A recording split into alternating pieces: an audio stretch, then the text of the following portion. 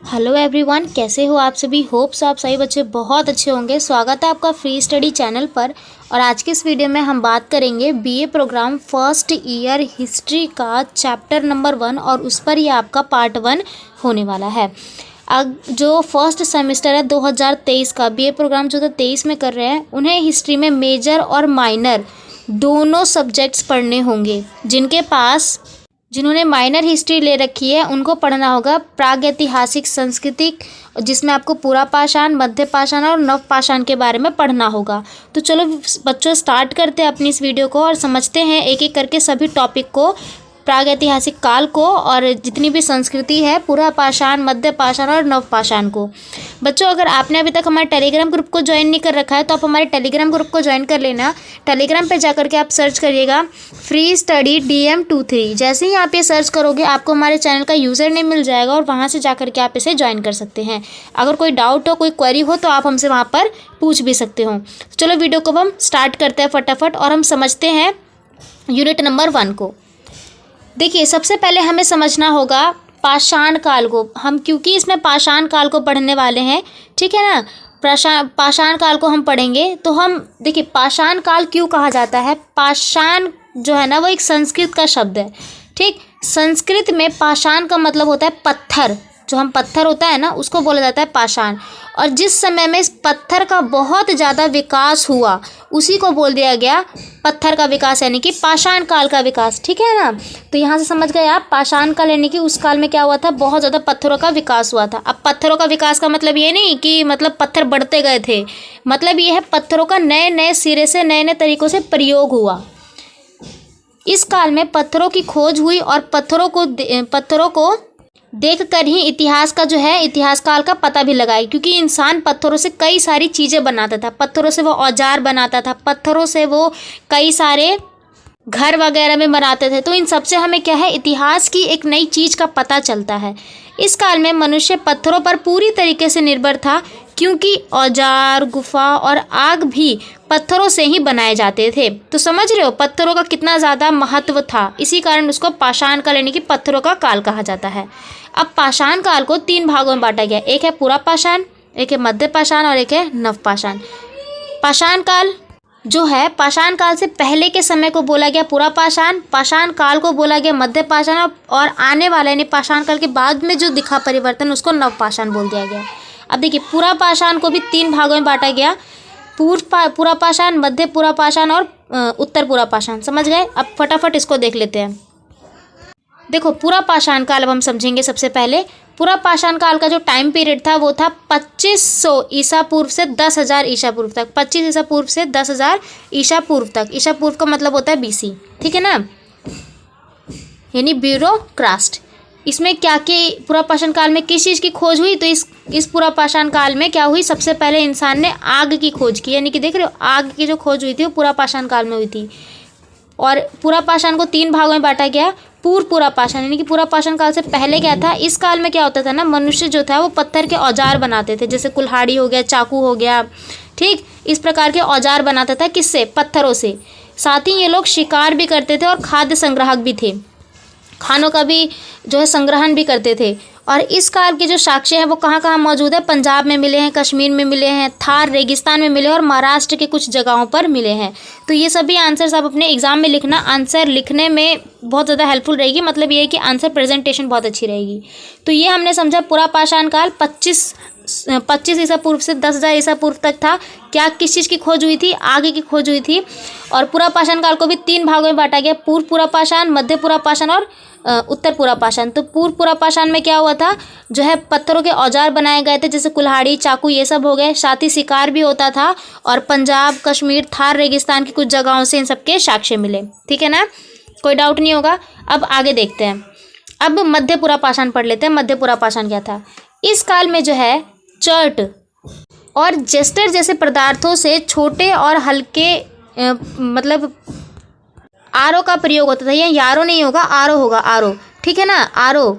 तो मतलब ये देख रहे हो, फिर जो है मध्य पुरा पाषाण में पत्थर का थोड़ा सा विकास और हुआ और उसको चर्ट और जेस्टर जैसे चीज़ों में उपयोग करने लगा। ये सब बनने लगे पत्थरों से। हल्के और छोटे पत्थरों से, यानी पत्थरों को ढांचा दे करके कोई भी आकृति दे दी जाती थी, मूर्ति वगैरह भी बना दी जाती थी।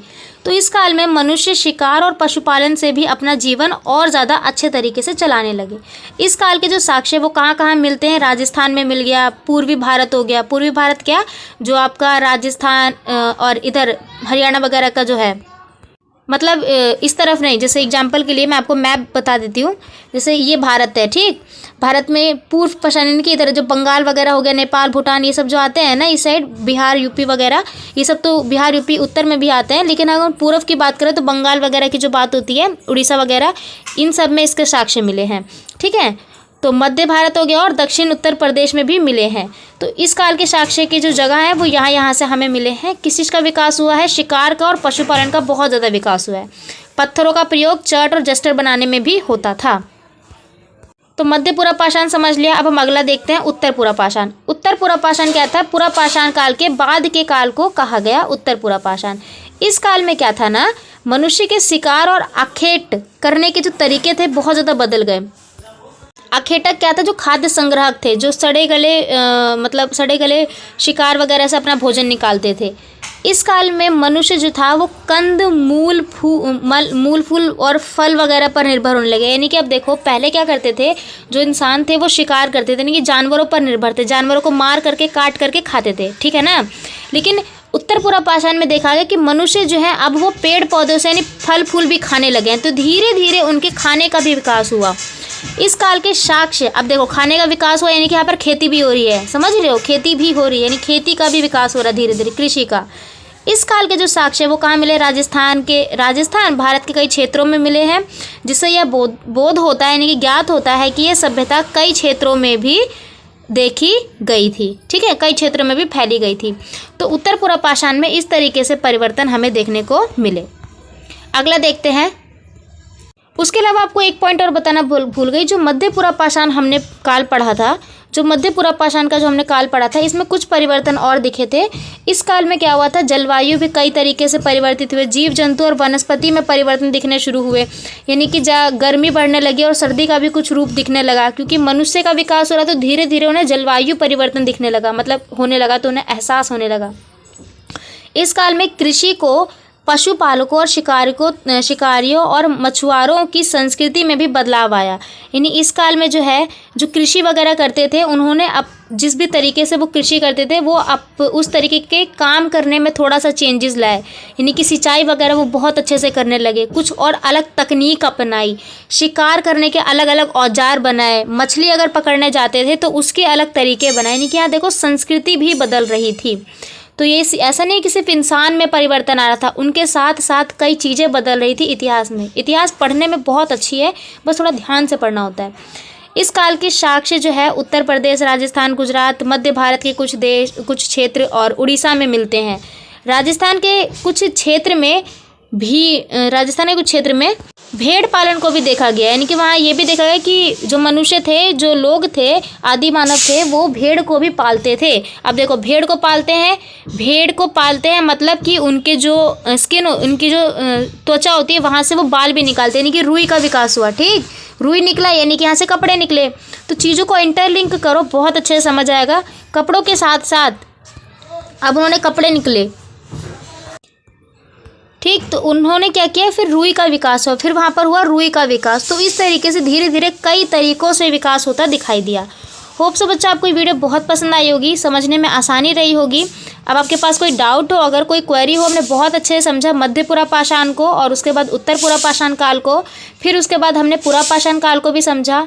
पाषाण काल को कितने भागों में बांटा गया ये भी देखा, पूरा पाषाण, मध्य पाषाण और नव पाषाण काल में बांटा गया, ठीक, ये हमने बहुत अच्छे से समझा। उसके अलावा हम पाषाण काल को हमने सबसे पहले समझा कि पाषाण काल था क्या, क्यों कहा जाता है, ठीक। होप सो आपको ये वीडियो बहुत पसंद आई होगी। वीडियो अगर पसंद आए तो वीडियो को लाइक कर देना, चैनल को सब्सक्राइब कर देना। अगर आप नए हो हमारे चैनल पर तो हमारे टेलीग्राम ग्रुप को ज्वाइन कर लेना। अगर आपके पास कोई डाउट वगैरह तो आप हमसे वहाँ पूछ सकते हो। बाकी कमेंट करके ज़रूर बताना आपको ये वीडियो कैसी लगी। बहुत बहुत धन्यवाद आप लोगों का। Thanks to being and thanks for watching. और हाँ, एक और बात, अगर आपको इसी टाइप्स की और भी अपना पूरा सिलेबस कवर करना है तो आप हमें कमेंट बॉक्स में ज़रूर बताएं आपका मेजर और माइनर में कौन कौन से सब्जेक्ट्स आपको मिले हैं। बहुत बहुत धन्यवाद, मिलते हैं अगली वीडियो में, ठीक है।